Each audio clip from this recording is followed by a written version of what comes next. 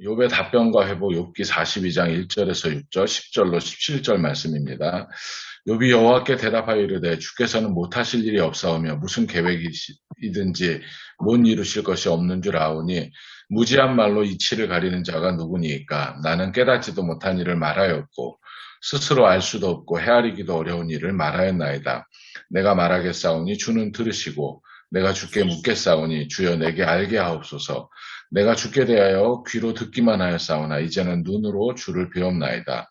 그러므로 내가 스스로 거두어드리고 티끌과 재 가운데서 회개하나이다. 10절입니다.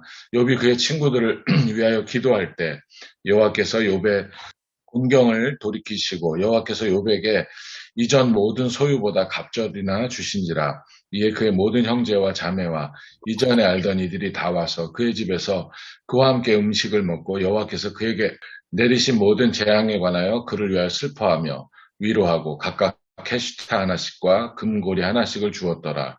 여호와께서 욥의 말년에 욥에게 처음보다 더 복을 주시니 그가 양 14,000과 낙타 6,000과 소 1,000결이와 암낙이 1,000을 두었고 또 아들 7과 딸 3을 두었으며 그가 첫째 딸은 여미마라 이름하였고 둘째 딸은 구시아라 이름하였고 셋째 딸은 게렌하북이라 이름하였으니 모든 땅에서 욥의 딸들처럼 아리따운 여자가 없었더라. 그들의 아버지가 그들에게 그들의 오라비들처럼 기업을 주었더라. 그 후에 욥이 140년을 살며 아들과 손자 4대를 보았고 욥이 늙어 나이가 차서 죽었더라. 아멘. 아멘. 이 본문의 그 상황을 말씀드리자면은 욥기 42장은 욥기의 결말을 보여주는데 하나님의 발언과 욥의 대답이 중심 뼈대를 이루고 있습니다. 그 하나님의 발언은 그 욥의 탄식과 질문에 대한 응답이기에 아주 중요하다고 할 수 있습니다. 그 하나님이 두 번 발언하시는데 첫 번째 발언은 하나님의 계획에 대해, 두 번째 발언은 그 하나님의 의에 대해서 말씀을 하십니다. 하나님의 발언은 야생 동물을 통해 피조세계에 대한 하나님의 배려와 돌보심을 그 혼돈과 악을 상징하는 동물, 악어와 하마죠. 이걸 통해 모든 것이 하나님의 손안에 있음을 드러내 보여주십니다. 그 하나님은 두 발언을 통해 이 세계는 욥의 친구들이 주장하는 것처럼 세계가 조화롭고 완벽한 세계가 아니라 욥이 탄식하는 것과 같은 혼돈과 파괴적인 것이 혼재하고 있음을 하나님께서 인정을 하신 것이라 볼 수 있습니다. 두 번째 주석과 해석, 욥기 42장 1절에서 6절은 그 욥의 두 번째 답변인데 이 두 번째 답변은 이전에 욥이 했던 답변과는 다릅니다. 이전에 욥이 그 40장 4절과 5절에서 다시는 더 대답하지 않겠다 이렇게 했는데 42장에서는 욥 자신이 깨달은 바를 고백하고 있습니다. 그 깨달은 바를 고백하는 걸 보면은 2절에서 하나님이 못하실 일이 없다. 그리고 이제 3절에 가서는 욥 자신이 깨닫지도 못한 일을 말하였고 스스로 알 수도 없고 헤아리기 어려운 일을 말했다. 이렇게 이제 고백을 하고 있습니다. 이전에 욥이 이제 대답하지 않겠다고 했는데 42장에서 이렇게 이제 말을 하고 고백하고 회개하는 거는 욥이 이전에는 하나님에 대해서 이 귀로 듣기만 했으나 이제는 눈으로 하나님을 보기 때문이라고 하고 있습니다. 하나님을 이제 보기 때문에 욥의 어떤 인식이 달라진 거죠. 하나님 대답으로 하나님께서 욥에게 대답하심으로 욥의 탄식이 탄식과 질문이 해결된 것이고 하나님께서 욥에게 답함으로써 욥이 완전히 이제 인식의 변화가 일어나게 되었고 자기가 또 회개하게 되죠. 욥의 인식의 변화는 자신이 얼마나 자기 중심적이었나를 자각하게 했고 하나님의 행동에 대해서 행위하복 관계를 벗어나는 차원에 이르게 하였습니다. 하나님은 욥의 친구들에 대해서는 행위하복 관계의 일치성을 기계적으로 사용했다는 점이 옳지 못하다고 평가를 하셨습니다. 욥의 친구들은 자신들의 교리를 정당화하기 위해 욥의 현실을 도외시하고 자신들의 교리가 이데올로기가 되어 타인을 정죄하고 하나님의 높으신 경륜을 자신들의 신앙과 교리에 따라 제한하는 잘못을 범하였습니다. 욥이 하나님으로부터 긍정적인 평가를 받은 것은 자신에게 일어난 일들이 행위하복 관계의 일치성을 고수할 수 없게 만들었지만 그래도 욥은 하나님을 떠나지 않고 끝까지 하나님과 함께 씨름하고 하나님께 질문을 했기 때문입니다. 욥이 하나님께 기도할 때 하나님은 욥에게 갑절의 복을 주셨고 42장에서 4번이나 내 종이라 이렇게 부르고 있고 또 형제와 자매, 지인들이 찾아와서 욥을 위로하고 있습니다. 욥이 이제 이게 모든 게 바뀌었을 때 자기 세 딸에게 동등하게 기업을 나눠주고 140세를 더 살고 장수했다 이렇게 이제 욥의 복에 대해서 말씀을 하고 있습니다. 자, 설교의 전에 대해서는 첫째, 욥의 답변은 인식의 전환을 보여준다. 둘째, 하나님의 응답과 판결은 욥의 탄식에 대한 긍정을 의미한다. 셋째, 욥의 회복은 다차원적인 회복을 의미한다. 아주 내용이 이렇게 많이 있는데 그렇게 이제 설교했으면 좋겠다 하고 제안을 하고 있습니다. 그 다음에 이제 설교를 실제적으로 한 건데 간단하게 요약을 하자면은 사탄이 하나님께서 욥에게 주신 것이 너무 많아 욥이 하나님을 경외한다 이렇게 하자 하나님은 사탄에게 욥을 시험하라고 그렇게 이제 하죠. 하나님께서 욥을 시험하는 것은 욥의 신앙의 성숙에 관심을 두셔서 이런 것을 허락한 것이죠. 큰 시험 가운데 욥은 탄식하며 하나님을 원망했고 자신이 이해하지 못하는 말들을 가지고 하나님 앞에 막 거칠게 쏟아내게 됩니다. 이런 욥의 탄식과 거친 말에 하나님이 답을 주셨고 욥의 탄식을 하나님은 불신앙으로 보지 않았습니다.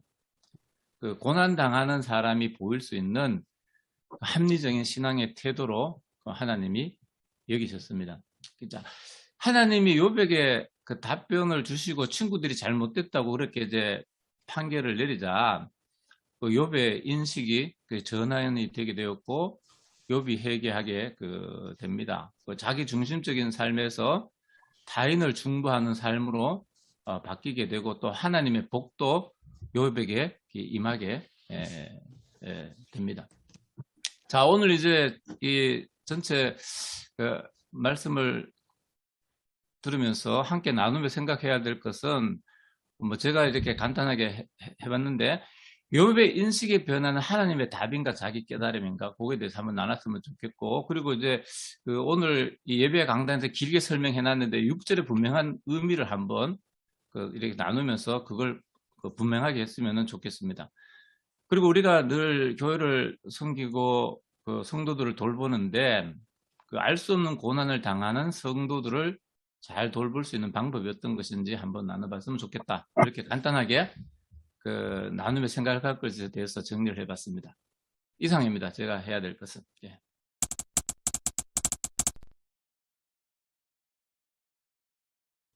강동 목사님께서 발제해 주시고 또 우리 함께 의논할 주제 질문으로 첫 번째 하셨던 게 욥의 인식의 변화, 하나님의 답변인가 자기의 깨달음인가 라는 부분. 이 부분이 이제 좀 본문에서 다뤄지는데요. 저도 이와 비슷한 그것에 대해서 함께 나눠봤으면 하는 생각이 들었습니다. 본문 보면 더러움의 차원에서 욥이 보험의 차원으로 이렇게 넘어갔다라고 표현이 되어 있는데요. 이 두 차원을 어떻게 이해하고 어떻게 성도들이 설명할 수 있을까?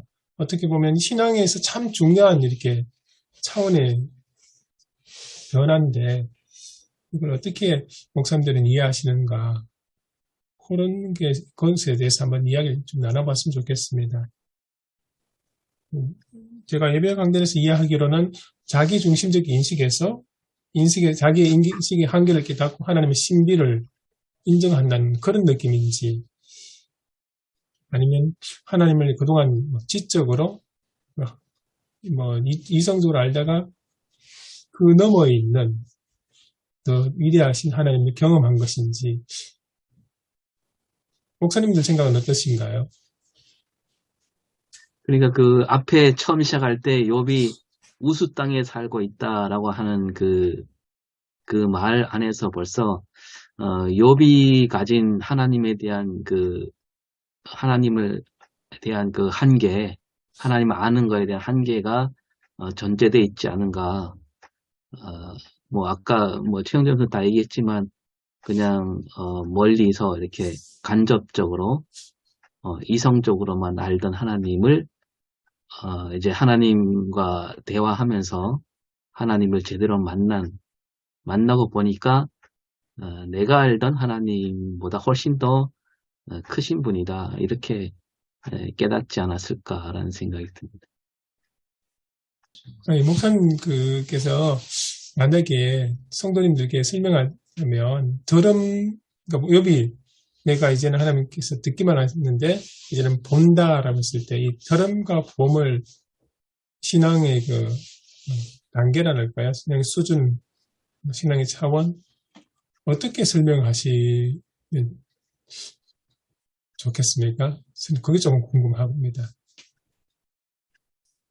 하나님이 이 42장 앞에서 그 동물을 가지고 이제 욥에게 이제 설명을 하잖아요.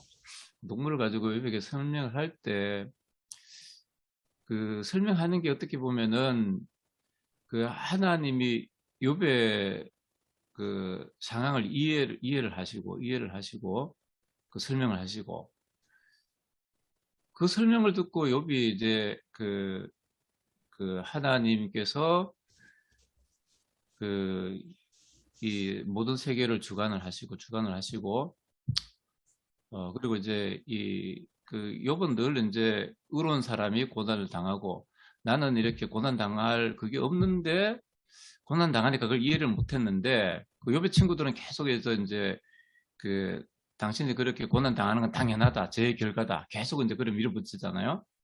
그 주변에 다 그랬는데 하나님이 이 동물의 세계를 얘기하시면서 이 세계의 혼돈과 혼란, 이런 거에 대해서 이제 무질서, 이런 거에 대해서 이제 말씀하시자, 욥이 자기가 갖고 있던 생각들이 맞았지 않느냐, 이런 이제 확신이 들었을 때 욥이 새로운 단계로 나아가지 않았을까, 이런 좀 생각이 듭니다. 저는 예전에 이제 그런 비슷한 얘기를 했는데, 말하자면, 욥의 친구들과 욥이 좀 견해가 다르긴 하지만, 큰 틀에서 보면, 크게 다르지 않다. 왜냐하면, 욥의 친구들은 죄를 지었으니까 벌을 받아. 너가 벌을 받는 거 보니까 죄를 지었다. 이런 틀에 박힌 인식이잖아요. 근데 이제 욥은 나는 내가 죄를 지어서 받는 게 아니다. 나는 정말 의롭게 사는 사람이다. 근데 내가 벌을 받는 거 보니까 욥이 그런 비슷한 말 하잖아요. 내가 의롭게 사는데 벌을 받는다. 이거는 그러면 하나님이 과연 의로운가 이렇게 묻고 있잖아요. 그러니까 욥도 마찬가지로 틀에 박힌 거죠. 이렇게 딱 못에 박힌 인식을 갖고 있는데 이거를 저는 이제 우리 과학에서 뉴턴의 고전 과학은 이게 딱 틀에 박힌 거잖아요. 우주라는 게 움직이지 않는 그래서 거기서 하나만 빼면 이게 그 우주가 흔들릴 수 있는 고정적인 어떤 그 세계라고 생각했는데, 나중에 뭐 아인슈타인을 거치면서 그 현대 그 과학이 올라오면서 그 양자 물리학이 나오면서 우주라는 게 그렇게 딱 고정적인 틀에 박힌 그런 그 것이 아니다. 우리가 알 수 없는, 그러니까 말하자면 그 뭡니까 우리가 보는 게 다가 아니다. 그게 이제 양자 물리학에서 얘기하잖아요. 그래서 뭐 미시 세계로 들어가면 이 전자 활동을 우리가 눈으로 보려고 하면 그 전자가 우리가 보지 않을 때와 볼 때가 달라진다는 거죠. 그러니까 보려고 빛을 쬐는 순간 전자들이 그 빛에 의해서 튕겨 나간다는 거죠. 그래서 과연 그 전자가 이 위치에 있었는가 그걸 알 수가 없는 거죠. 우리가 이미 보는 순간 전자가 움직이니까. 그런 것처럼 그래서 이제 뭐 불확정성의 원리를 얘기하는데 불확실성의 세계를 얘기하잖아요. 과학자들은 이미 이제 1920년대에 벌써 그런 깨달음을 얻고 그런 확실한 건 없다. 예, 그렇게 얘기했는데 하나님 하물며 하나님은 뭐 우리 인식의 틀 안에 들어와 있는 분이 아니잖아요. 예, 그러니까 이제 욥이 들었다라는 말은 그 로마서에서 말한 믿음은 들음에서 난다 했을 때 그 들음과 다른 거죠. 그 들음은 욥이 말한 들음은 정말 옛날식 틀에 박힌 사고로 경험했던 하나님이고 이제 눈으로 본다는 것은 우리의 인식의 한계를 벗어나는 하나님 뭐 이렇게 보면 되지 않을까 그렇습니다. 네, 그 말씀을 동의하면서 누구야 신학자 에버하드 윙헬이 그런 말을 했거든요. 윙헬. 예, 하나님은 독일말 어떻게 번역했는데 하나님의 존재까지 했는데 존재는 항상 되어가는 것이다. 뭐 교리라든지 가르침의 틀 속에 갇혀 있는 그런 사람들이 하나님을 인식할 때 역시 갇힌 인식을 하는데 항상 하나님은 그걸 깨트리신다는 거예요. 깨트리시고 항상 이제 새롭게 경계를 넘어가도록 하는 거기에 하나님 인식이 있다는.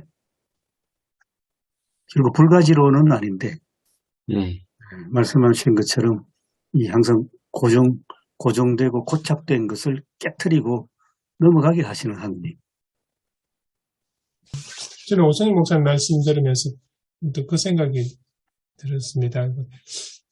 들음의 차원이라는 것은 모태신앙이니 어머니에서부터 신앙생활을 하기 시작해가지고 교회에 다니면서 하나님을 대해서 배우고 하는 그런 단계라면 들음 봄의 차원은 그런 신앙생활을 하는 사람이 어느 날 말씀을 통해서 혹은 기도하는 가운데 정말 하나님 살아계시고 나와 함께 계시다는 특별한 그런 체험이나 경험 같은 것이 아닐까. 그래서 그 사람이 신앙이 좀 달라지는 그런 모습.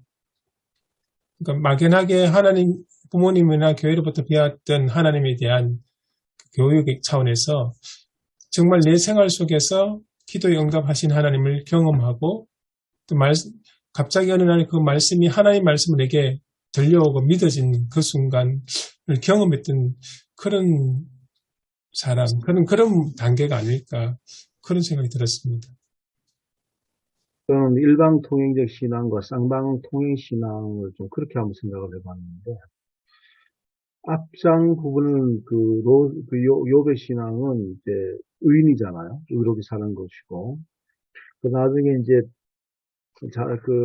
자녀들이 잔치하고 난 다음에 또 자녀 수대로 그렇게 나중에는 제물을 드리고 그러는데 본인이 어떤 하나님께 대한 어떤 일방적인 드림. 그래서 자기가 하나님께 드렸는 것은 이렇게 그런 어떤 자기가 하나님께 온 정성과 모든 걸 다해야 되고 생활 행위도 그렇거든요. 저는 이제 사실 마지막 장면 하나님이 나타나셔서 일방적인 신앙이 아니고 상당히 소통하는 신앙으로 바뀐다. 그래서 우리가 이제 어떤 걸 해야 된다고 하는 거하고 자기가 그 어떤 거를 즐거워서 하는 거하고 그것이 좀 다른 것처럼 우리가 이제 목회가 하나님 주신 어떤 부르심과 사명을 한다는 거하고 목회 자체를 내가 어떤 굉장히 즐거워하고 뭐 그 자체 쉬운 건 아니지만 그것들을 하는 거하고는 목회 차원이 다르다고 우리가 볼 수가 있고요. 그렇기 때문에 이제 그 일반적인 어떤 예를 들면 뭐 그러겠습니다. 어떤 이제 부부가 있는데 자기 남편이 당신에게 해준 대로 다 해줬다. 난 당신에게 근데 말하자면 이제 아내가 늘 불만인 거예요. 당신에게 해줄 거 다 해주는데 뭐 해주려는 거 입만 떼면 그냥 열면 다 해줬다. 내가 당신을 위해서 안 해준 게 뭐가 있느냐. 나 남편으로 임무 다 했다. 부인은 뭐를 사주거나 뭐 선물을 사주거나 이걸 원한 것이 아니고 부인이 원하는 것은 차 한잔 놓고 따뜻하게 대화를 서로 소통하는 걸 원했거든요. 어디 가든지 그거 뭐 좋은 시설에 뭐 좋은 걸 원한 것이 아니고 부부간의 소통을 원했는데 그 자기는 내가 할 일 다 했다. 우리 신앙도 내가 하나님께 뉴욕도 내가 하나님께 한 거 다 하지 않았느냐. 그렇게 하는 거 하나님이 나타나서 그에게 말씀하셔서 하나님과 쌍방적인 어떤 그 신앙도 차원이 좀 다르지 않겠나 그렇게 한번 생각을 해봤습니다. 들음과 봄에 대해서 저도 좀 고민을 했는데요. 이제 다른 번역 성경들 보면 이제 저도 스페인어로는 뭐라고 되어 있나 좀 찾아봤거든요. 근데 다른 사람들이 당신에 대해서 이야기하는 것을 들었다 이렇게 되어 있고요. 앞에는 그러나 이제는 내가 나의 눈으로 당신을 봅니다. 이렇게 되어 있어요. 그러니까 하나님에 대해서 우리가 이야기를 듣는 것이 있는데 신앙이라는 게 그런 것 같아요. 설교도 마찬가지고 듣는 것으로 그쳐서는 안 된다는 거죠. 누가 하나님에 대해서 어떻게 이야기하는지 물론 듣기도 해야 되지만 결국에는 내 신앙으로 바꿔가는 것이 중요하다고 생각이 들고요. 그 6절도 그냥 아주 쉽게 해석을 해놨는데 6절은 그래서 내가 당신에 대해서 말했던 것들을 회개합니다. 그걸 걷어들이겠습니다. 그런 의미가 있더라고요. 그리고 이제 죄 가운데 또 회개합니다. 티끌과 잿더미에 앉아서 회개합니다. 이렇게 돼 있어요. 그러니까 하나님에 대해서 오해하고 있던 다른 사람들을 통해서 들었던 모습을 내가 회개합니다. 그리고 이제 내가 말했던 것들을 거두겠습니다. 그렇게 해석을 했거든요. 그러니까 우리가 하나님께 4절 말씀도 마찬가지인 것 같아요. 그래서 하나님께 계속 묻고 질문하고 하는 것도 중요한 신앙이긴 한데 그것보다는 하나님 말씀하시는 것 내가 직접 듣고 내가 물을 터이니 알거든 대답해라. 그렇게 말씀하신 하나님의 음성에 귀를 기울이는 게 필요하지 않나? 그런 생각을 해봤거든요. 그게 들음과 봄의 차이라고 저는 생각을 합니다. 내 신앙의 경험이 필요한 것 같아요. 바디메오라는 그 맹인이의 주님에 대한 이야기를 들은 것과 자기 신앙으로 또 바꾸어서 하나님을 향해서 소리 지르고 고백했던 것, 그 차이가 분명하거든요. 그래서 아무튼 전 그렇게 이해를 했습니다. 예. 이렇게 생각해 볼 수 있겠나 봅니다. 지금 우리가 지금 좀 전에 얘기 나왔던 우리 임 교수님도 말씀하신 것처럼 저희 세대들 어떤 갖고 있는 것들이 또 우리가 정치에 예속되어 있는 것들 뭐 저 자신도 마찬가지고 저 자신도 이제 거기에 조금 좀 오랫동안 예속되어 있다고 이렇게 이제 보거든요. 그게 어느 편이든지 간에. 그래서 그것들이 다 자신에게 나온 것이 아니라 수많은 사람들이 들으면서 교인들도 수없이 듣거든요. 그 어떤 얘기들을. 다른 사람 얘기를 들음으로써 우리가 그런 어떤 신앙, 그게 자기 옳다고 생각했었는데, 우리가 원래의 말씀하신 성경이 뭐라고 말씀하셨는가?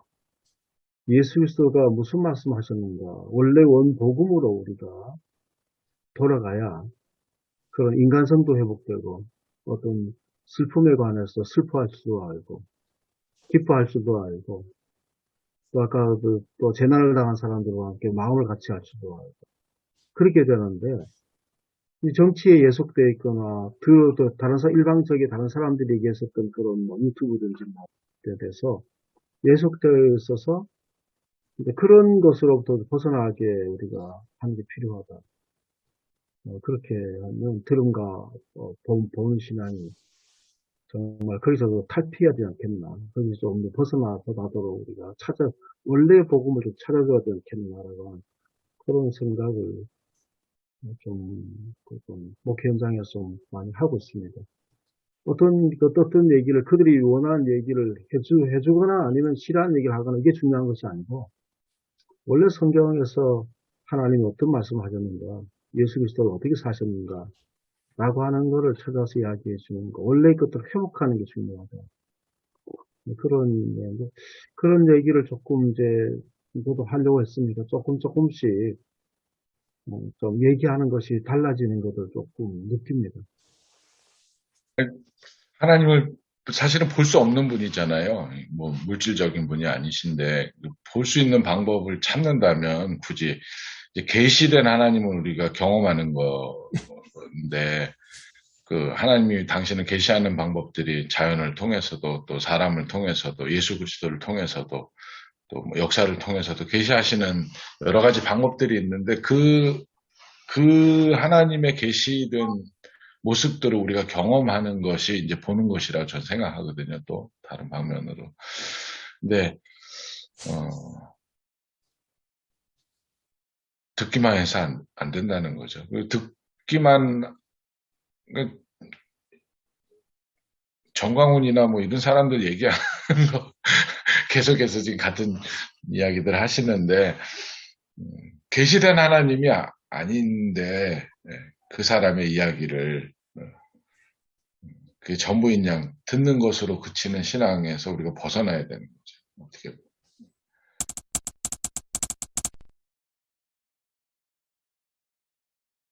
근데 이제 욥이 이전에 이제 하나님과 뭐 자기가 눈으로 봤다 그러자면 그 전에 그 앞에 나왔던 그 하나님에 대해서 계속 얘기하는 그 욥이 가진 신앙이 네, 그 신앙이 사실은 처음부터 삐뚤어진 신앙은 아니었잖아요. 네. 아니었고 이제 거기서 한 걸음 더 나아간 거죠. 그렇게 근데 우리 교회 현실에서 제일 진짜 이게 위험한 게 뭐냐면 내가 하나님 체험을 했으면 그게 다 한 줄 아는 거예요, 좀.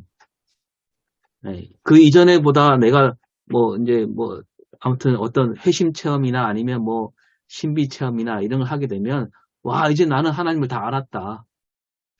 욥도 지금 하나님을 눈으로 봤다 그러지만 여기서 하나님을 다 안 거라고 생각하면 안 된다는 거죠.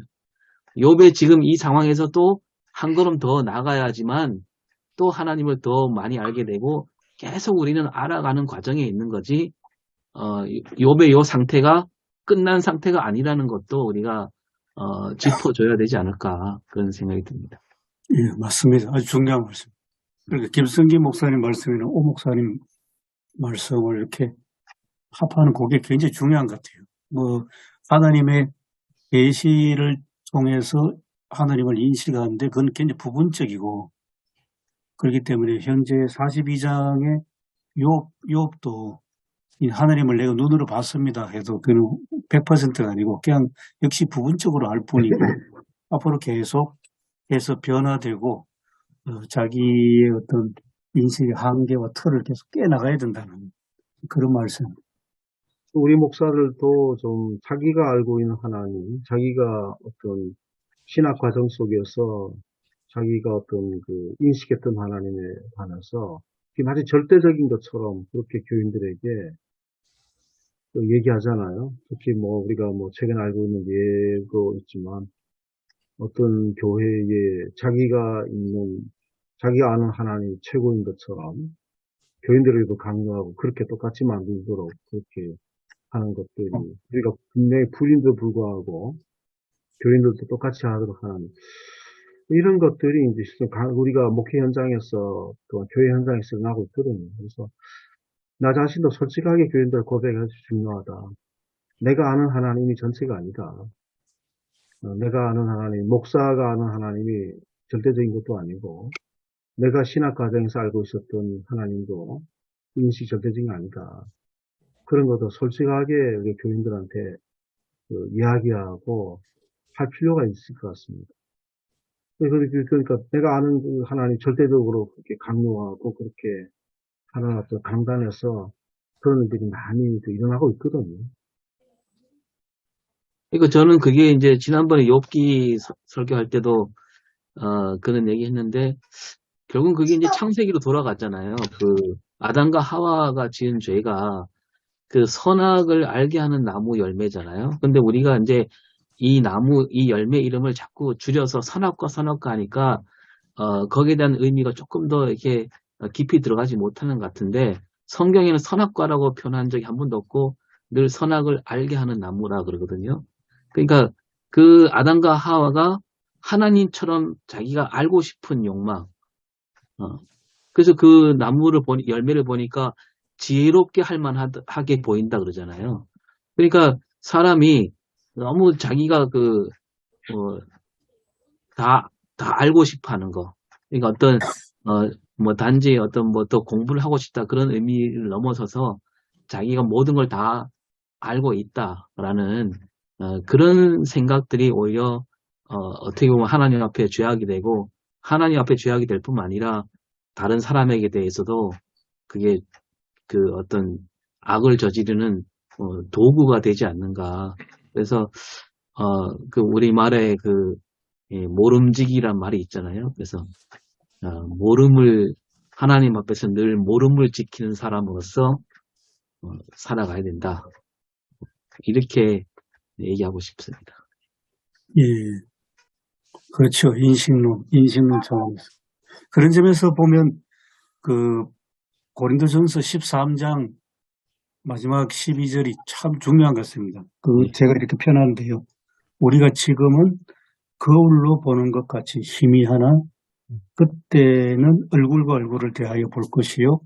지금은 내가 부분적으로 아나 그때에는 주께서 나를 아신 것 같이 내가 온전히 알리라 하는 그 말씀. 그 구절을 반드시 써야 되겠네요, 이번에. 예. 네. 그럼 참 욥기가 참 굉장한 말씀인 것 같습니다. 들은 듣기만 한 거, 귀로 듣기만 한 거하고 눈으로 또 보는 거하고 이것을 이제 그 인식의 차원이 달라졌다라고 생각하기에는 조금 이게 이제 좀 동의가 안 되는 부분이 있어요. 그러니까 제가 봤을 때는 전체적인 맥락에서 하나님이 70개의 질문을 던지잖아요. 창조 세계에 대한. 거기에 대해서 한마디 답을 못 하잖아요. 그러니까 그 고난의 의미도 이유를 설명해 주시지 않으니까 결국은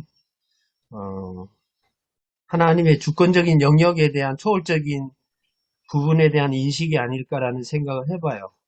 그러니까 눈으로 본다는 것이 귀로 듣는다는 것은 뭐 수동적인 것이고 일방적인 것이고 눈으로 본다는 것은 적극적인 것이고 또 상방적인 것이라고도 해석할 수는 있겠죠.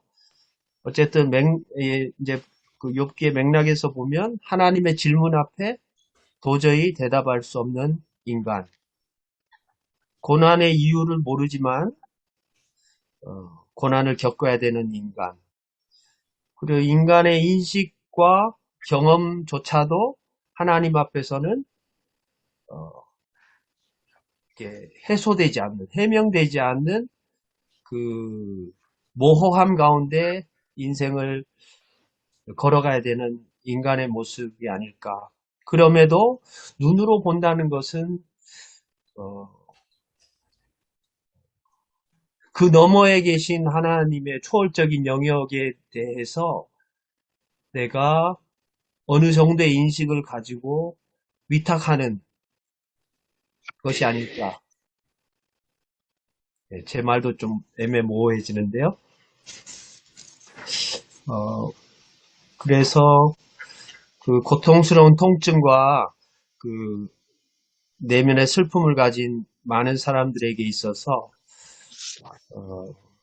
사실 우리가 접근하는 방식이 우리의 인식과 경험의 한계 속에서 이루어졌을 때 생기는 왜곡과 오해가 또 다른 그 편향이 오히려 좀 그 세 친구가 와서 욥에게 뭐 위로한답시고 얘기하지만 실제로는 괴롭힌 결과인 것처럼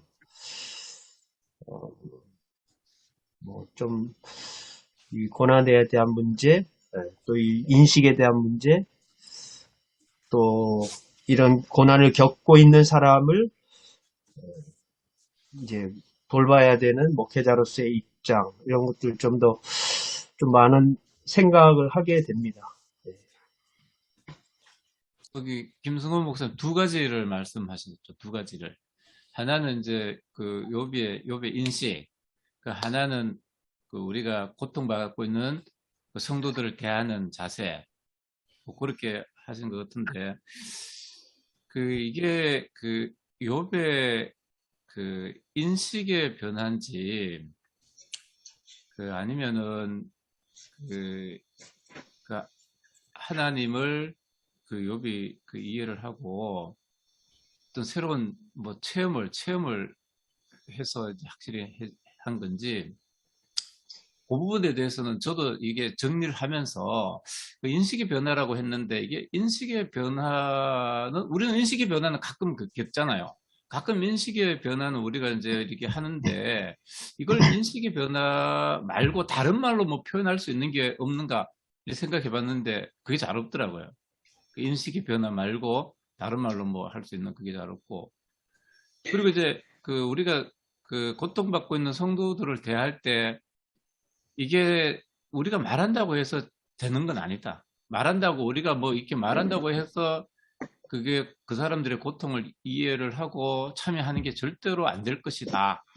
뭐 이런 생각은 드네요. 그 자기 인식의 변화를 또 다른 말로 이제 표현할 수 있다면 그 자기 무지에 대한 깨달음, 뭐 이런 거. 네, 자기가 얼만큼 그 무지하다는 것. 그러니까 자기 인생에 대한 것도 고난에 대한 것도 하나님에 대한 것도 부분적이라는 것, 편향적이라는 것, 한계가 있다는 것을 깨닫는 것 자체는 굉장한 알미잖아요. 인간 한계에 대한 깨달음이 아주 맞겠네. 인간 한계. 욥의 한계에 대한 어떤 자각 깨달음. 그러니까 그게 인식의 변화보다는 나을 수 있겠네요. 그러니까 이 양면성인 것 같아요. 그 고린도전서 13장에 그 모티브를 가지고 그 To Know As We Are Known이라는 책을 쓴 사람이 있는데 제가 갑자기 그 번역판 생각이 잘 안 나는데요. 어쨌든 내가 하나님을 아는 것과 하나님이 나를 아는 것, 내가 하나님께 알려진 것과 하나님이 나를 아는 것, 이 관계에 대한 깨달음이 아닐까. 자기가 자기 아는 것에 취해서 도취되어서 살아가는 인간의 무지함에 대한 또 다른 알미, 그 또 다른 그 초월적 존재에 대한 위탁으로 이제 전환되는 과정이라고 보는 거죠. 내가 아는 것 이상으로 하나님이 나를 알고 계시고 나는 내가 아는 것의 무지함 가운데 한계를 느끼지만 하나님은 나에 대한 알에 대해서 더 개방적이시고 더 열려 계시고 내가 아는 그 모호함을 해방시킬 수 있는 또 다른 존재라는 것. 그분의 주권과 초월성에 관한 이제 알므로 나를 이끌어 가신다는 그게 이제 더욱 나를 무지하게 만들지만 또 그럼에도 하나님을 더 의지하게 만드는 이 양면성을 이야기하는 것이 아닌가. 그것이 내가 귀로 듣는 것, 그 한계. 듣고도 아무 말도 못하고 70가지 질문에 대해서 어떤 대답도 할 수 없는 무지한 인간이지만 하나님이 나를 알아주신다는 그 마지막 그 소망의 빛을 향해서 내가 눈을 뜨는, 눈으로 어떤 인식한다는 거라기보다는 또 하나의 그 영적인 눈이 떠져서 하나님과 관계 맺음의 새로운 시작을 이야기하는 것은 아닌가라는 생각을 해봅니다.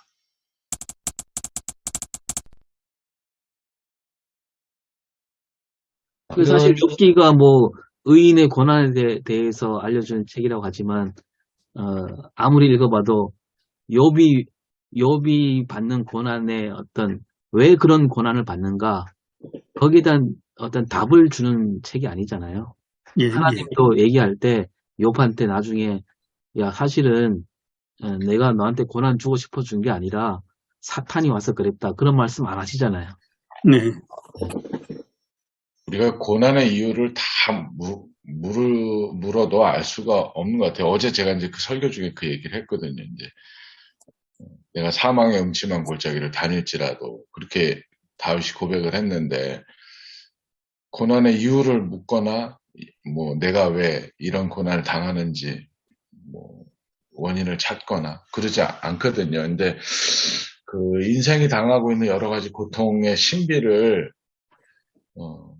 험악한 세월의 신비를 우리가 인정하고 산다면 하나님 앞에 겸손해질 수 있을 것 같아요. 그래서 겸손하게 묻고 욥의 친구들은 그걸 물었잖아요. 계속해서 너 왜 그러느냐. 근데 욥도 이제 흔들리긴 했지만 결국에는 그 고난의 이유를 묻기보다는 하나님도 그 말씀 안 해주시는 거 오 목사님도 말씀하셨듯이 그냥 그 고난의 신비 가운데 우리가 살아간다는 것. 그리고 회복 이후에도 사실은 우리가 다 몇 배, 두 배로 다 회복이 된 것처럼 이야기를 하고 그렇게 회복되기를 바란다고 하지만 제가 이제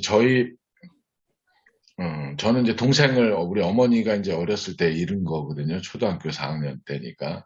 어머니는 지금도 동생을 기억해요. 저도 가끔 기억은 하지만. 근데 이제 부모가, 그러니까 욥이 자식을 열을 잃고 다시 열을 얻었다는 것이 복일까? 그 생각을 해봤어요. 근데 저는 그것이 축복만은 아니라고 생각하거든요. 그러니까 우리 살아가는 인생이 그런 것 같아요. 그 고통을 간직하고 살지만 하나님께서 또 있게도 하시고 또 고통 가운데서도 새로운 기쁨을 주시기도 하고 그러나 우리가 고통과는 전혀 먼 그리고 별개 떨어진 생활을 하는 사람 인생은 아니다 하는 것이 욥의 회복 가운데도 들어있다고 생각합니다. 우리가 다 고통을 안고 살잖아요. 누구나. 이태원 지금 참사도 마찬가지일 텐데 그 고통의 기억을 가지고 살면서도 또 지금 일상을 살아가는 일상 속에서 주시는 하나님의 은혜. 아까 천 목사님이 슬픔과 기쁨을 또 탄광 이야기를 통해서 같이 나눴다는데 그게 인생인 것 같습니다. 그게 신비로운 인생이고 그걸 우리가 인정하고 사는 것도 그게 회복이 아닐까. 복만을 바라는 것보다 그런 생각도 해봤습니다. 네. 저는 욥이 하나님이 욥에게 나타나셨을 때에 더 이상 그런 질문을 할 필요가 없어지게 되는 거죠. 욥도 굉장히 하나님께 대해서 하나님을 정말 뵙기만 하면 할 말이 너무 많았는데 하나님을 뵌 순간 더 이상 뭐 얘기할 필요가 없게 됐다고 그러면 우리가 그러겠습니다. 그래 참 힘들고 고난을 할 때 내가 앞으로 우리 주를 만나면 이걸 꼭 물어봐야 되겠다 이런 생각이 있잖아요. 너무 힘들 때 왜 이런 고난이 왔는지 저도 뭐 그런 어떤 아직도 풀리지 않는 것들이 있는데 제 아내가 이제 뭐 교통사고를 당해가지고 거의 죽었다가 살아나서 아직도 후유증이 있는데 하나님 그때 가가지고 왜 그렇던 사고가 물론 인간의 실수야 실수지만 왜 오게 하셨습니까? 수없이 제가 질문했거든요. 고통 가운데 속에서. 그런데 이제 그때 그래서 그 문제에 대해서 내가 꼭 물어봐야 되겠다 이런 생각이 있는데 주님을 만나는 순간 그런 질문을 더 이상 할 필요가 없게 되지 않았어, 없게 되지 않을까 이런 생각도 해봅니다. 그 의미가 없는 거죠, 질문의 의미가. 그러니까 이제 예수님께서 십자가의 고통을 당할 때 제자들이 부활하신 주님을 만나는 순간 주님 왜 십자가의 고통을 당하셨어요? 왜 그렇게 하셨어요? 이렇게 질문했던 것이 없잖아요. 다른 차원으로 가게 된 거죠. 그래서 기뻐했다. 그냥 그들은 예수님만 기뻐한 거지. 왜 주님 그 십자가 왜 필요했습니까? 왜 그렇게 하셔야 되겠습니까? 그 후에 이제 의미를 알게 된 거지. 그 당시에는 뭐 그런 어떤 질문을 했다거나 그렇게 하지는 않았다 보거든요. 그래서 우리의 어떤 고난과 고통이 지금 우리가 이해하기가 참 어렵지만 참 어렵지 않겠나 보고 또 생각난 거는 단원고등학교 세월호에 단원고등학교를 담으라고 있는 어떤 목사님입니다. 감리교 목사님인가? 지난번에 경안대학원대학교에서 그 마을 목회에 관해서 강의를 했는데 그분이 강의를 하시는데 세 가지를 얘기를 하시더라고요. 이제 하나의 같은 그 연립주택인가 뭐 그거 살고 있는데 여기에 대해서 주위 사람들이 나중에 할 수 없이 다른 이사 갔다고 그러는데 세 가지 위험이 있다고 제가 정리를 했습니다. 하나는 내가 얘기를 하면 그 사람이 고통스러워 할까봐 얘기를 안 하고 차라리 입을 다무는 게 낫겠다 하는 거하고 거기에 대해서 여러 가지 이렇게 얘기하는 거 있죠. 얘기하는 거라고. 그 다음에 이제 쉽게 우리 교인들이 말해서 욥을 얘기를 하면 욥이 다 회복됐지 않느냐. 하나님 복을 주시기 위해서 그런다. 쉽게 말하는 거. 그 쉽게 하나님이 다 그것은 고난 가운데 하나님 복을 주시기 위해서 그런 거야. 복을 주실 거야. 이렇게 위로하는 것이 오히려 상처가 됐다는 그런 얘기거든요. 그래서 고난 당하는 사람들한테 침묵하지 말고 왜 그게 어땠느냐. 도대체 어떻게 되느냐. 한번 그 당사자들이 직접 어떤 육성이 좀 물어봐라. 같이 이웃에 살면서도 상처를 또 이렇게 낼까봐 얘기하지 않고 있는 것들이 오히려 상처가 됐다는 거죠. 평소에 그렇게 얘기를 잘하던 사람들이 입을 다물고 가만히 있었던 것이 그 왜 그러느냐 한번 물어만 줘도 정말 물어봐 주기를 원하는데 가만히 있으니까 그게 오히려 상처가 됐다는 것이고 물론 뒤에서 뭐 이러쿵저러쿵 얘기하는 사람들도 상처가 되지만 교인들이 와가지고 또 신앙적으로 얘기하고 위로한다고 해가지고 다 나중에는 다 이렇게 하나님 은혜를 주시려고 그런 거야 뭐 이렇게 하는 것도 그냥 상처가 됐다는 그런 얘기인데 여기 보면 친구들이 와서 위로한다고 했는데 마지막에 이제 오늘 보면은 거기에 그 사람들이 와서 그 슬퍼하고 위로하며 그 욥의 슬퍼하고 위로하면서 이제 여러 가지로 음식을 먹고 또 여러 가지 뭐 금고리 하나씩 주었다 그러거든요. 그래서 뭐 또 그렇게 이렇게 서투르게 어떤 위로한답시고 하는 것보다도 같이 이제 공감하는 게 중요하다라고 하는 거를 이제 마지막에 얘기하지 않겠나 그렇게 말씀드립니다. 이제 제가 이번에 쿠바 갔는데 되게 어렵게 살아요, 진짜로. 뭐, 먹고 사는 것도 어렵고, 가족들도 다 떠나고. 그래서 이제 같이 갔던 선교팀원 중에 한 분이 이제 세미나를 같이 했는데, 쿠바교회 이야기를 현지 목사님이 이야기하고, 근데 질문을 했어요. 혹시 기도 제목이 있느냐? 이렇게 어렵다고 하시는데, 근데 그 기도 제목을 말하면서 저는 교회가 이제 여러 가지 어려우니까 우리 대부분 선교사도 그런 얘기 하거든요. 지난번에 우리 선교 보고 와서도 뭐가 어렵고 뭐 자동차가 필요하고 뭐가 필요한 걸 얘기할까? 뭐 그런 생각을 해봤어요. 잠시나마. 근데 뭐라고 이야기를 하냐면 정말 어려운 때 맞다. 그리고 가족들이 떠나며 남겨진 가족들이 아픔과 또 소외감도 느끼고 살아가고 교회와 이웃들이 다 총체적으로 어렵다는 거예요. 그러나 저희가 기도 제목을 말씀드린다면 우리 교회가 지금 또 예수 믿는 사람들이 어떻게 하면 절망 가운데 고통 가운데 있는 사람들에게 복음으로 위로를 줄 수 있을까? 희망을 줄 수 있을까? 고민하고 있다. 그거 위해서 기도해달라. 그런데 제가 은혜를 받았습니다. 그 말에 대해서. 네, 믿는 사람들의 삶이 그래야 될 것 같아요. 네, 오늘 이제 와서 함께 먹고 위로하고. 근데 욥기 마지막에 보면 마지막 말씀이 저는 계속 지금 마음에 좀 남는데, 욥이 이제 자식도 4대까지 받고 늙어서 나이가 차서 죽었더라. 보면 위로도 하고 밥도 먹고 그냥 일상입니다. 다. 죽는 것까지도 어떻게 보면 일상인 것 같아요. 그게 복이라고 생각합니다. 저는. 그래서 욥이 가졌던 회복은 일상의 회복인 것 같아요. 그리고 천 목사님도 말씀하셨지만 저희 이제 아까도 어머니 얘기를 드렸지만 자식을 잃었다는 아픔을 평생을 간직하면 사시는데 은혜 주시려고 더 좋은 거 주시려고 그거는 위로가 아니거든요. 우리 어머니가 가지는 위로는 제 동생을 어쩌다 한 번씩 추억하고 아유 얘는 착했는데 너는 왜 그러냐 어렸을 때도 그런 이야기 하면서 그러니까 제 동생에 대한 기억을 좋은 것으로 혹은 아픔이지만 일상을 살아가면서 그것을 말하면서 회복이 되시는 것 같더라고요. 그러니까 우리가 인생의 신비 진짜 다 말할 수는 없지만 그냥 일상 가운데 희노애락을 느끼면서 하나님과 더불어 동행하며 살아가는 것 그게 진짜 회복 아닌가 그런 생각을 해봤어요. 그리고 언젠가 우리가 죽고 하나님 품에 안길 것 아닌가 그게 복입니다. 제가 볼 때. 그래서 다 안다고 말할 것도 아니고 우리 인생의 신비를 진짜 겸손하게 인정하면서 사는 것이 은혜다. 그런 생각을 하게 됐고 교회는 그 가운데서 어찌하면 더 지금 보통 중에 있는 사람들에게 위로가 될까 믿는 사람들도 그것을 고민하고 기도하면 좋겠다. 그게 제 결론입니다. 이번 주에는 그런 내용으로 설교를 하려고 합니다. 또 욥기를 가지고.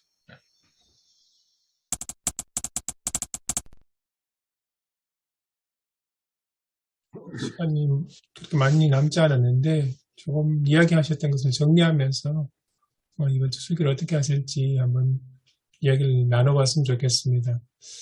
앞에 이제 들음의 차원에서 봄의 차원으로 넘어가는 이야기하고 저는 설교했을 때 그 마지막 뒷부분에 오늘 그 성경 본문 자체도 앞부분이 있고 뒷부분이 두 개가 있지 않습니까?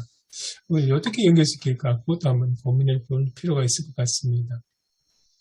그러니까 들음의 차원에서 봄의 차원으로 넘어간 욥의 신앙의 모습이 조금 전에 김승기 목사님 말씀하셨던 것처럼 뭐가 달라졌을까?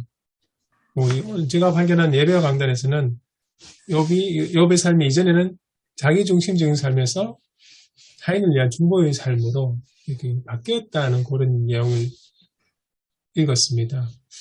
그게 이 신앙의 단계가 바뀌면서 변화되는 모습일까 그런 생각도 들었습니다. 목사님들은 어떻게 생각하시나요? 앞부분하고 뒷부분의 부분을 연결하면서 어떻게 이해를 하는 게 좋을까요? 저도 계속 오늘 본문 보면서 그 생각했었거든요.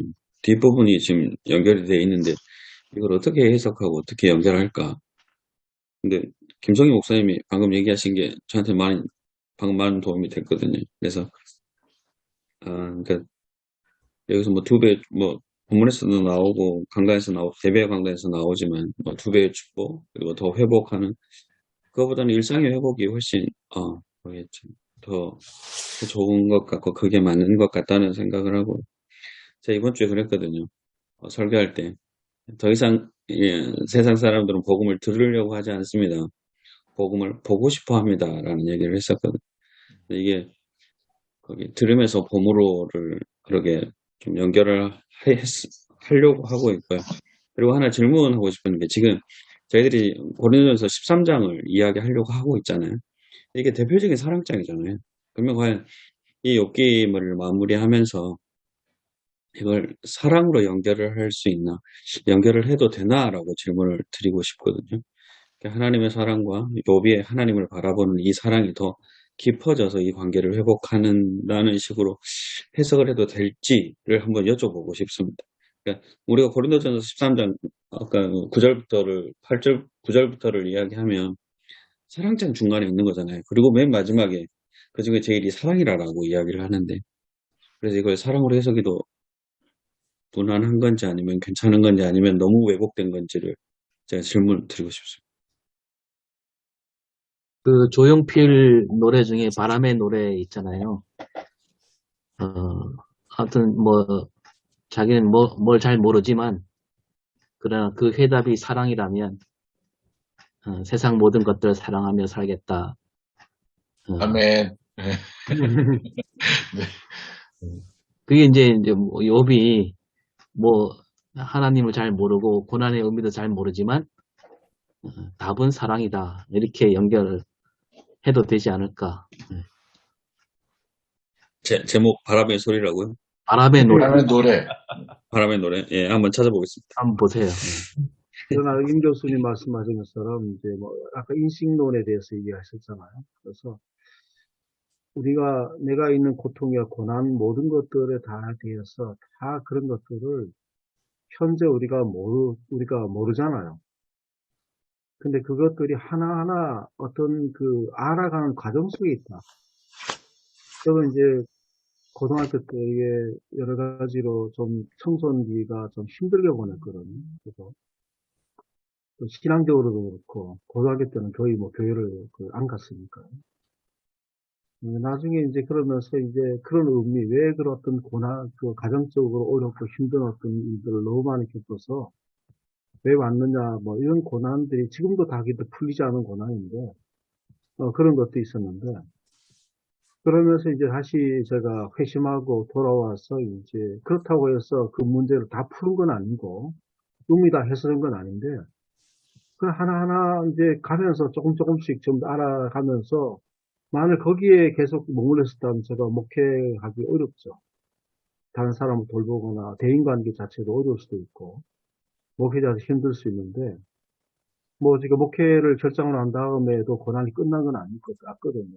힘든 순간들이 너무 많았지만, 그러나 매일매일 주님을 알아가면서 굳이 설명 안 해도 그것들이 스스로가 질문에 답을 하게 되더라고요. 그래서 우리가 모든 문제에 대해서 완결이 아니고, 욥도 완결이 아니고 하나하나 알아가는 과정 속에 있다. 우리가 고난과에서 다 풀어가지고 왜 그리 왔느냐, 뭘 다, 그리고 우리가 주님을 더욱더 인생에 내가 젊었을 때에 우리가 신앙의 어떤 그것과 나이가 들었고 하고 앞으로 더 지나고 난 다음에 하나님 인식하는 것들이 점점 더 희미한 것들이 조금 한꺼풀 없이 벗겨질 수 있거든요. 물론 뭐 그런 것들이 점점 더 꺼풀이 더 씌워진 사람도 있지만 더 우리가 진보 앞으로 좀 나간다 보고 우리가 점점 더 나가면서 그런 고난들이 주님을 알면 알수록 우리가 갖고 있었던 그런 것들 의미가 더욱더 좀 스스로가 깨닫게 되지 않겠나. 그런 어떤 가정으로 설계해도 괜찮겠다 싶습니다. 우리가 지금 현재 이태원이라든지 이거는 뭐를 다 설명할 수가 없잖아. 누가 이걸 설명할 수가 설명할 수가 없잖아요. 이게 왜 왔는지. 각자가 이까진 사람은 자기 생각으로 얘기하는데 그게 아침에 기도하면서 왜 그렇게 젊은 150년 되는 목숨을 꼭 왜 그렇게 됐습니까? 라고 뭐 제가 질문하듯이 기도는 했었거든요. 그 아까 김성기 목사님이 일상의 회복 얘기했잖아요. 그게 이제 이상훈 목사님 질문과 연결이 왜 그 사랑장 얘기했는데 우리말의 그 사랑이란 말이 그 이제 말뿌리가 어떻게 되느냐 뭐 제대로 말하는 사람이 없는데 밝혀지지도 않고 그러나 이제 이렇게 그렇게 말하는 사람이 있어요. 사랑이라는 말이 그 일상에서 알콩달콩 살아가는 그 모양을 나타내는 말이 사랑이다. 이렇게 보면 이 두 개가 연결되지 않을까. 네. 본문 중에서 좀 회복의 은혜. 보통 목사님들이 이 본문을 놓고 설교할 때에 주로 이렇게 아까 조금 언급했지만은 좀 욥이 이렇게 고난 가운데 있다가 얼마나 두 배 축복받지 않았냐 축복의 포커스를 맞추잖아요, 그죠? 오늘 목사님들 토론을 들으면서 회복의 은혜.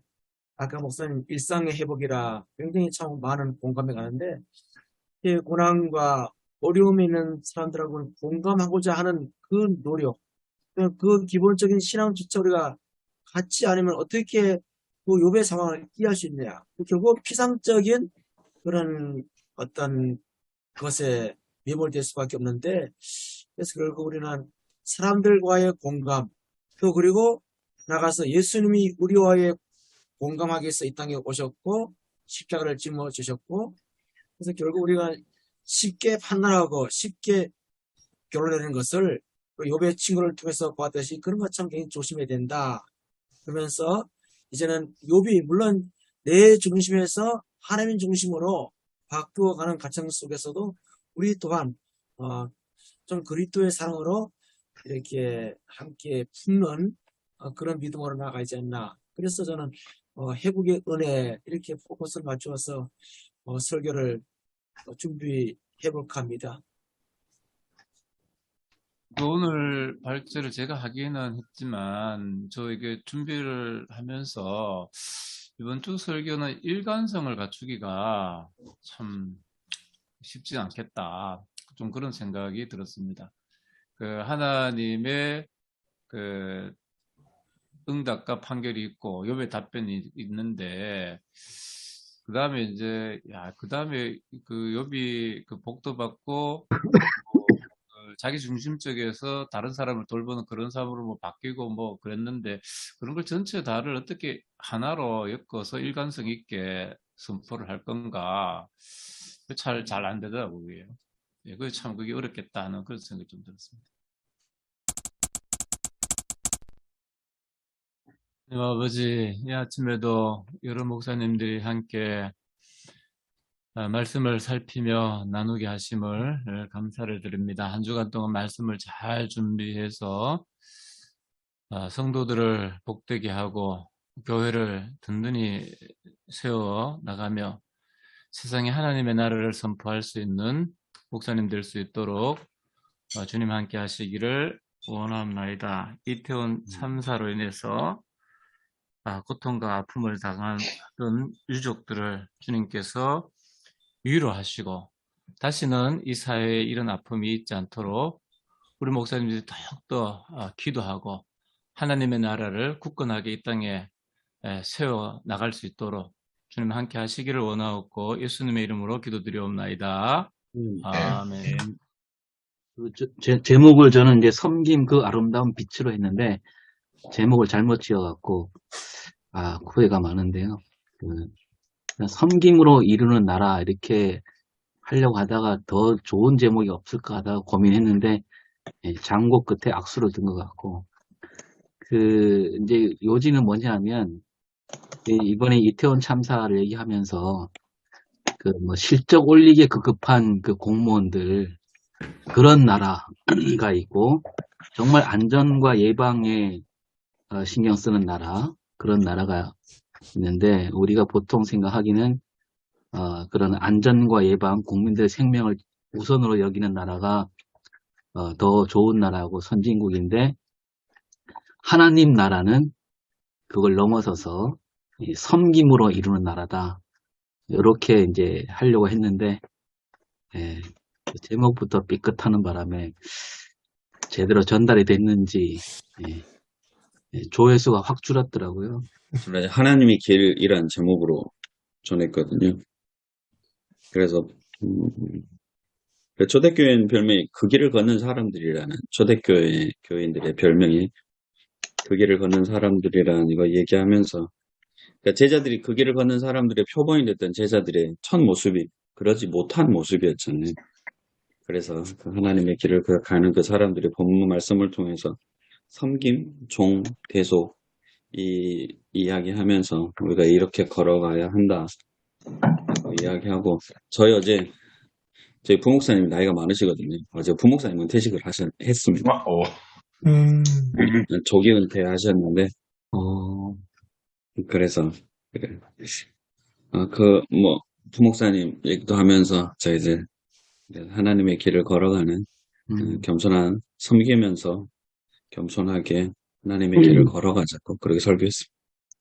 저는 어제 두 가지를 대비를 했습니다. 이제 하나는 이태원에 대해서 평가하지 않고, 평가하게 되면 각기 생각이 다르기 때문에 교인들한테 논란이 나거든요. 기억이 정서도 좀 그렇기도 하고, 그래서 있는 사실에 대해서 얘기를 짧게 얘기를 하고, 그 다음에 이제 이태원과 봉화 아연 광산이 제가 봉화에 오래 있었으니까 여기는 봉화가 가깝기 때문에 아연 광산에서 이제 강부들 구출 소식 요거 두 개, 그러니까 슬픔과 기쁨 소식 두 가지를 대비하고, 그 다음에는 이제 두 제자 야고보 요한과 예수 그리스도의 어떤 것들 서로 대비하고, 그 다음에 다른 제자들과 예수님의 나라. 그래서 제목은 이제 부리는 세상, 이제 서로 섬기는 그 나라. 그래서 세상과 하나님 나라를 좀 대비시켜서 그렇게 이제 좀 했고, 마지막에는 이제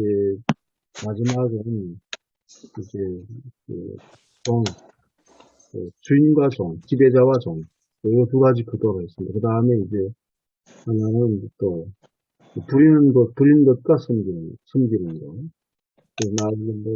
그래서 마지막에는 또 이제 그렇게 이제 대비를 해서 세 가지로, 그리고 차지하는 것과 내어주는 것, 대비할 수 있는 마지막에 이제 세 가지를 적용을 하고 있습니다. 어제는 좀 당황스럽게 출력을 해가지고 하는데 제가 이면지를 쓰거든요. 이면지를 쓰는데, 이면지를 그런 건 이면지를 쓰고, 다른 거는 다 쓰는데, 이면지가 하도 뭐랑 많아요. 그래서 출력을 했습니다. 출력을 해가지고 딱 올라갔다 보니까, 이면지에 인쇄가 된 거예요. 두 장이나. 이게 굉장히 당황했습니다. 그래서. 그래서, 마침 제가 이제 N드라이브를 쓰기 때문에, N드라이브에다가 제가 다 저장해놨거든요. 설교를. 그래서 또, PPT도 다 N드라이브로 다 했어야 하기 때문에. 또 이제 컴퓨터를 또 바꿨습니다. 우리 컴퓨터가 지난번 잘 안 돼서 어떤, 그 장로님이 컴퓨터로 홈으로 하셔가지고 노트북을 한번 하셔요. 이게 익숙하지 않더라고요. 첫 번째, 옛날에 좀 다르던 거 하고. 그래서 조금, PPT도 그렇고. 그거를 또 불러내가지고. 그래서, 노트북을 보면서 설교하고 좀 그랬었어요. 좀 그런 일이 있었어요. 그러니까 약간 리듬이 떨어지더라고요. 평소에 교인들도 집중하다가 집중력이 떨어졌고. 마지막에는 이제 조금 설교 진행되면서 마지막에는 조금 이제 되니까 교인들도 좀 집중하고 좀 그랬었습니다. 그러니까 강단에서 어떤 그 예기치 않은 일들이 많이 벌어지더라고요. 예, 저는 이제 그 설교를, 그 제목을, 섬김의 능력으로 이래 잡아봤어요. 섬김의 능력으로 잡아봤고, 예수님과 그 제자들이 있는데, 그 생각이 다르기 때문에 진정한 성립이 안 됐을 것이다. 예, 그 생각이 다르기 때문에. 그리고 제자들은 겉과 속이 다른 그런 이제 사람들이었기 때문에 또 섬김이 제대로 안 됐을 것이다. 그리고 세 번째 가서는 예수님의 그 섬김은 으뜸이 되고자 하는 사람은 종이 되어서 섬기는 건데, 이게 정말 그 당시 사회에 완전히 그 체계를 바꾸는 그런 인식을 바꾸는 그런 건데, 그렇게 이제 완전히 사람이 달라질 수 있는 건 예수님의 사랑이다. 예수님의 사랑만이 진정한 변화를 이끌어낼 수 있고, 예수님의 사랑으로 섬길 때 정말 가장 견고한 지배 구조, 그걸 무너뜨릴 수 있는 그런 게 된다. 그렇게 설교를 했습니다. 예. 저는 그 본문을 통해서 희생과 섬김의 섬에 대해서 말씀드리면서 그 45절 본문을 이제 세 번째로 이제 인용하면서 말씀을 이제 시작하면서 이렇게 좀 성도들에게 우리가 기독교인이 된다는 것은 철저하게 섬김의 삶을 우리가 살아가는 것이다. 만약에 우리가 섬김의 삶을 살아가지 않으면은 내가 예수님의 제자다 이렇게 말할 수 없다. 특별히 이번에 우리가 이태원 사건에서 보듯이 우리가 니 왜 거기 갔니? 이것이 우리 기독교인 할 말이 아니다. 무조건 우리가 사람이 죽은 것에 대해서는 참 안타까워하고 또 내 자녀가 죽었다. 그런 마음으로 접근해야지 거기에 있는 이유를 대면은 우리 기독교는 그 순간부터 성김의 삶은 사라지는 것이다. 그러면서 우리가 진정한 그 성김 희생은 정말 그들 속에서 우리가 함께 위로해주고 또 그와 비슷한 상황 가운데 있는 사람들에게 위로해주고 많은 사람들이 세상적인 영광에 그 사로잡혀서 다른 사람들에게 위로와 따스한 말을 하지 못하는 그런 시대에 우리가 정말 예수님의 성을 가지고 많은 사람들 또 섬기면서 또 그리스도의 사랑으로 함께 위로해주는 그런 공체가 되자 이렇게 설교를 마무리했습니다.